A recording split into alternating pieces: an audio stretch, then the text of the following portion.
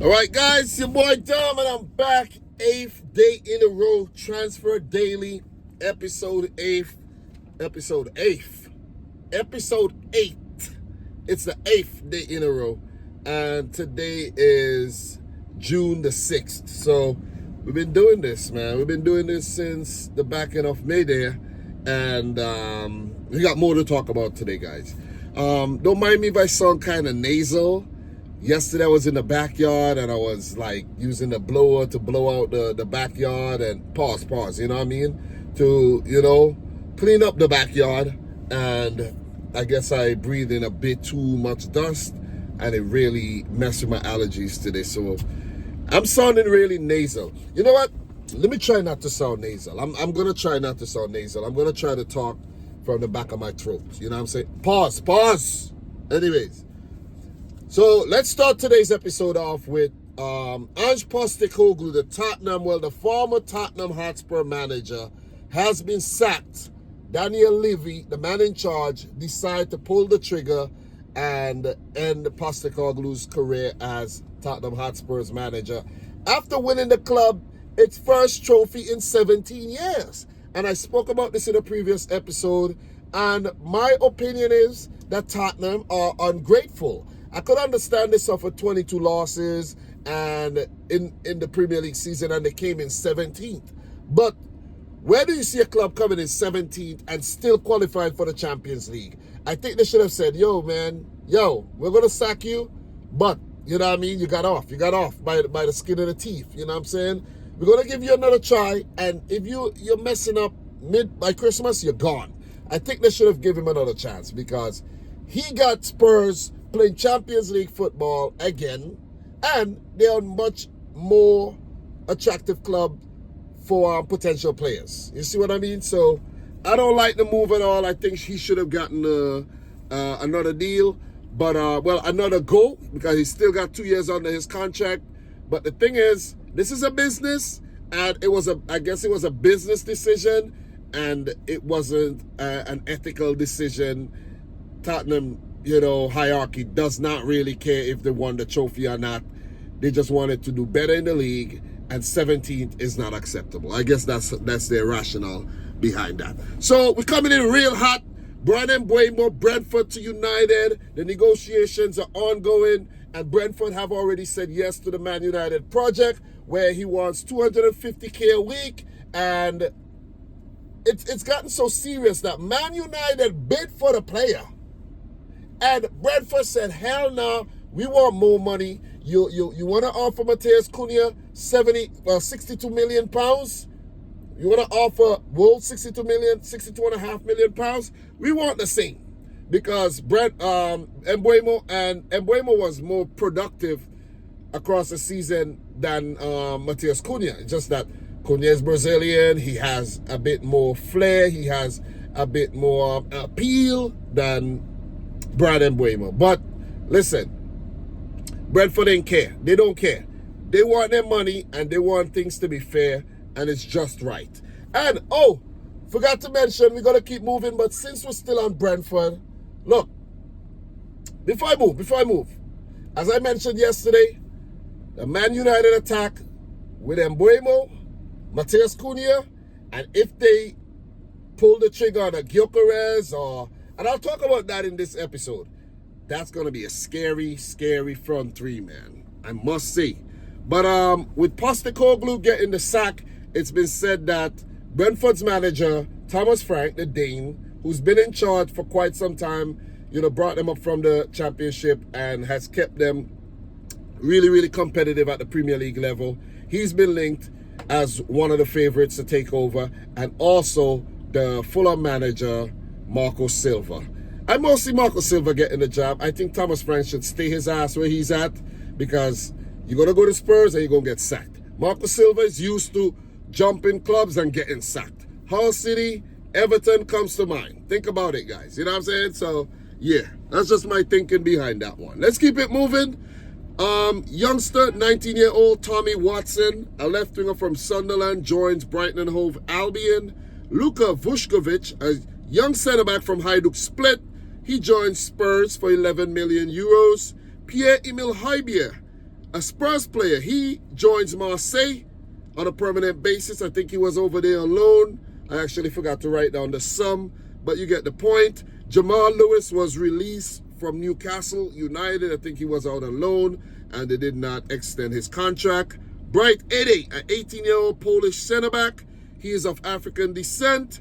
He has been linked with a move to Chelsea from Motor Lublin in a deal costing about 11 million euros. Lloyd Kelly has joined Juventus on a permanent basis from Newcastle United. Scott Carson will leave Manchester City at the end of his contract. And I like to say thank you to Scott Carson, where he only made a handful of appearances throughout his City career and also throughout his Liverpool career. But the man has 2 Champions League titles, which is crazy. A bunch of Premier Leagues, Champions League. He did go out and play for, I think, he was playing for a club, I think Derby County for some time. I think City bought him from Derby. And what a career, man. But I think Man City had him in the squad to take up one of the local places. You know what I mean? Like one of the homebred talents has to be in the squad. I think that's why he was in the squad for quite some time. And you know, he wasn't being used. Just a third keeper, third backup keeper. So let's keep it moving. Gabriel Magalhaes would sign a new contract at Arsenal. I think he already did it. And I think the deal go up to 2029, I think. So that's 4 years guaranteed. I think it's 2029. It might be 2031, but I think it's 2039. So I should have the right information for you guys, right?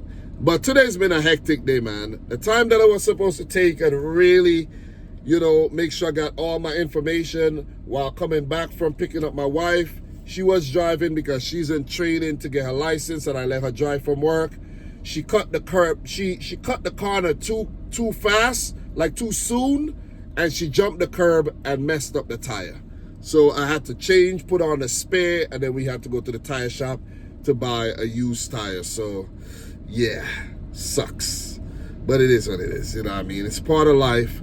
And I'm going to make her give me back the money for the tire too, just to teach her a lesson. You see what I mean? Not because I'm cheap and I need the money or anything, just so that I could teach her a lesson. She messed up my flow today. So let me find the Gabriel thing and we're going to move on. So Gabriel, I saw this earlier today, you know. Where did it go? Did it disappear? Okay. Yeah, 2029, guys. Yeah, I should have stuck with the 2029 thing. So Arsenal holding down their man for a couple extra years there. New and improved deal, more money and everything. So Jean-Claire Todibo, he joins West Ham on a permanent basis from OGC Nice for a sum of 42 million euros. And in my opinion, I think West Ham overpaid. Victor Gyokeres, Sporting, he is now favorite. Well, it is being said that he is favored. It is being said that he favors a move to Man United over a move to Arsenal. Whereas Arsenal, they got Champions League football. Man United does not, but they remain the more attractive club over Arsenal. And I heard Robbie from Arsenal TV, Arsenal Fan TV, was saying, or AFTV, however they want to say it, he was saying that Man United got that appeal where you join the club, you might have 200,000 followers on Instagram or Facebook, and then as soon as you join the club, it goes up to 1 million. You know, your appeal broadens, you become more attractive to sponsors and things of that sort. And players think about that when they decide to join a certain club. So let's just keep it a buck there. So Victor Gyokeres, man, and I said I would talk about this one. Imagine Gyokeres, Mbuemo, and Cunha in that team with Bruno Fernandes pulling the strings. Woo! Listen, I know they might still flop, but just the thought of it, you know what I'm saying? Just the thought of it is really frightening. Yeah, United ain't going to do nothing with that kind of talent in their team, but still, just to think about it, it's kind of frightening. So Benjamin Šeško, RB Leipzig to Arsenal. It's been said that Arsenal are the only serious club really negotiating for Benjamin Sesko, even though he's been linked to Man United, linked to Chelsea, I think, linked to Liverpool. I think Arsenal are the only club really negotiating with the player, and that deal should be wrapped up pretty soon. So we're going to keep it moving. It's been said that Federico Chiesa, the Italian player who is currently at Liverpool, he's been linked to the move to Napoli back in the Italian league. And I could definitely see that happening because Chiesa was injured for most of last season. He warmed the bench as well. And even though we know that Chiesa is a very talented player, which he showed at when was it? Was it Euro 2021? The Euros before the last one, because I didn't watch the last Euros, which is crazy, man. Guys, I've been really slacking on international football. I did not watch the last Euros. I did not watch a single game. Not a single game. World Cup qualifiers, guys, I have not watched a single game. And I was the international guy, man. I was the guy covering a lot of international football. Myself and Football Pharaoh. But it's just difficult to keep up, man. It's just really difficult because you got to watch the game. You know, you got to then talk about the game. It's difficult. If you don't watch the game, you got to watch a ton load of highlights. It's hard. I don't have to really watch much highlights. I don't have to watch any highlights to cover transfers. You know, so it's much easier. It's much, you know, it's more satisfying too.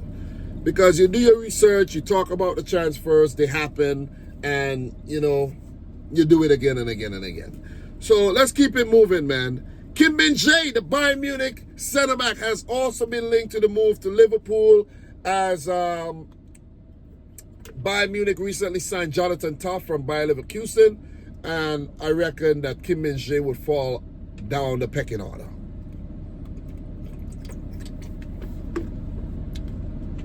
I think he will.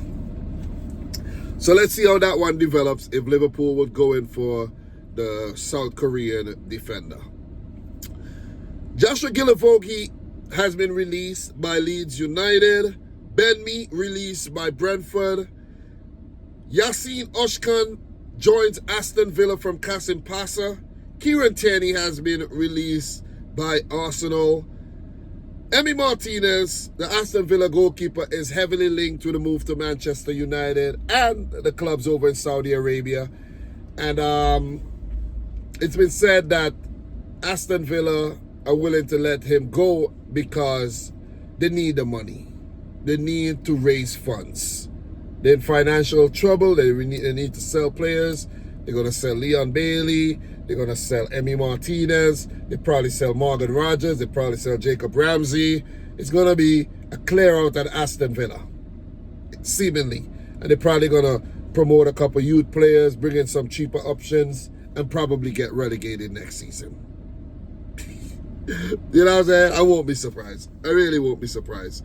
So, with that being said, guys, let us land the plane on today's video. I'm kind of hoarse. My voice is deserting me. And I think I've covered a lot in this episode, you know, and I've talked a lot.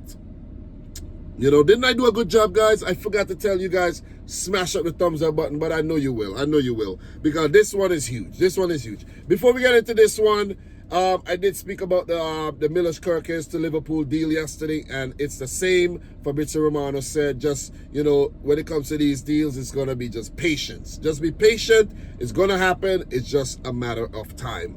And just to land the plane with the big one, news are coming out on the Florian Wirtz, the Liverpool situation. It's been said that it will be here we go very, very soon. Here we go means the transfer is about to get done. The medicals are going to get scheduled and the player would soon leave Bayer Leverkusen to become a Liverpool man. And good news for Liverpool fans, the sum of the transfer is said to be £100 million for the initial deal and 13 million in add-ons, and not the 150 million package, well, 150 million pound package that was previously talked about previously rumored that Bayer Leverkusen wanted no less than that type of money, but Liverpool are probably working their magic and ushering Leverkusen down to about 113. It just might be more, who knows. I really wanted him to become the most expensive Premier League player. I didn't want that to happen because I want to tell Liverpool fans, whenever they come talking about City this, City that, I'll be like, yo, you got the most expensive player in the league. What are you talking about? You see what I mean? What are you saying?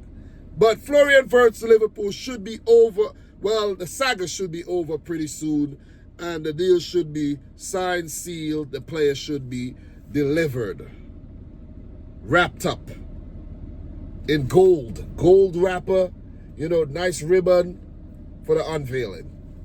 Because I know Liverpool fans are definitely waiting for this one to happen. So congratulations, man. Neat player. Man City are doing their thing, signing Ryan Nori. They've signed Tijani Reinders, looking to seal the deal on Ryan Cherky. So listen, progressive clubs gonna just do what progressive clubs do, while Arsenal and them other teams are just playing games in the transfer window. Liverpool, City, they are absolutely not playing. So, guys, that's all I have for today. Not going to drag it out any longer. Transfer Daily, episode 8.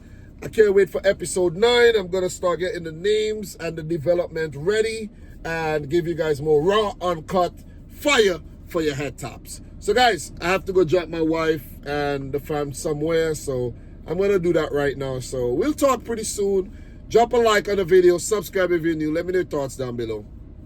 Let me know your thoughts on all the transfers or any transfer that you're interested in, okay? So, from your boy Dom, this is Dominic Rich FC. Until next time, peace out. Rich Squad. Guys, we talk soon, man. Stay safe.